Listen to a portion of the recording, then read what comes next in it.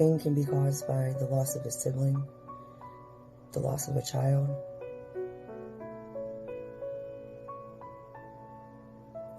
dealing with betrayal, choosing the path of destruction with a drink. When you deal with pain at times at these levels, it can produce in us a level of loneliness and shame. Shame that we aren't handling things like the world tells us we should. Shame that we haven't moved on from a moment in time that seems to have a grasp on us.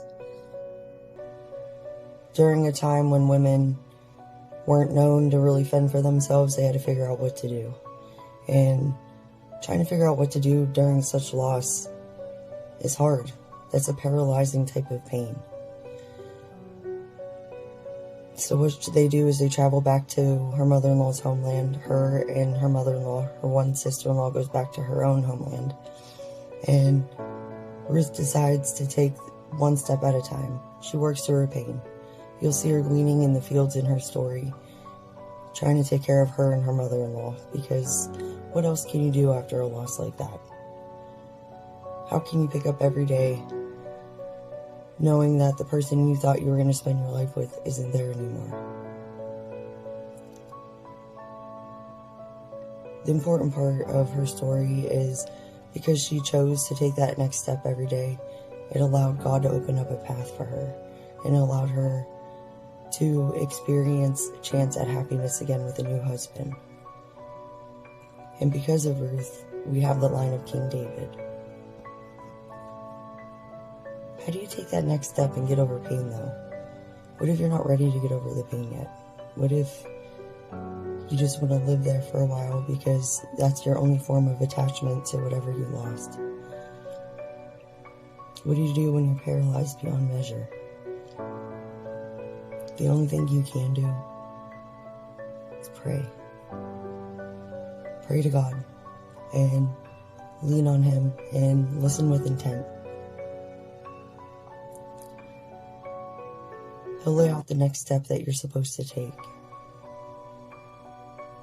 This makes me think of the woman with the issue of blood, continuing on with pain. She was subject to blood for 12 years, and no one was able to help her through these issues that she had. No doctor was able to help her, and during this time, if you were bleeding like this as a woman, you were considered unclean. So she spent 12 years being on the outskirts of everyone. She spent 12 years alone. Can you imagine what it's like to be that alone, where you're wearing your scarlet letter out for the world to see and you can't escape it? No one was able to heal her from her ailment. So what do you do when you're so desperate for help, but that help can't be found? We see what you can do in desperation, and sometimes it turns out positive like it did for her. This type of desperation, it's going to make you do things out of the ordinary. She decided to crawl her way to Jesus and touch the hem of his garment, because she believed if she touched the hem that she would be healed, and instantly she was healed. She risked a lot doing this. As I said, she was considered unclean, and touching a rabbi, being unclean, you could have made him unclean. They could have killed her for this. She risked her life to try to get help. It almost took her life. Got me thinking, what risks am I willing to take to get healed? Do I want to get healed at this level? When we continue on with the idea of pain, we see in John 16:21 and 22, when a mother is about to give birth, she experiences birthing pains because her time has come for that. Her time has come to bring life, and with life comes pain. How do you get through it when it's your time? I let God hold me through my trials. I let Him lead me like the good shepherd that He is. And the reason is because while that pain is not fun, it's not You wonder, why do I even have it?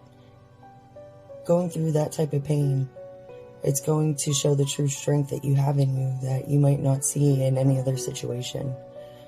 While I'm not saying the loss of anything is good, God will find healing through that if you take the next step with Him.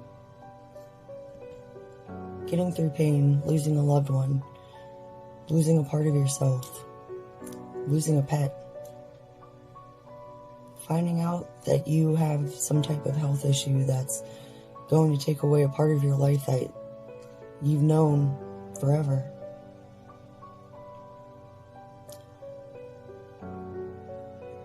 It takes true strength to make it out alive in these types of situations. And you need to see that. And God is trying to show you that through these situations, while they shouldn't happen, and He doesn't want them to happen with you, there is a strength about you that you need to see. You are made in God's image. And part of God's image is confidence. Part of God's image is faith, is understanding, is love. Love covers a multitude of sins. Love covers a multitude of hurt. And love always outweighs the bad. If you go further down in John 16 to verse 23 and 24, you see, asking in Jesus' name, you can get joy back. While you might not fully get back who you were before the hurt, before the pain, the new you is waiting to be discovered.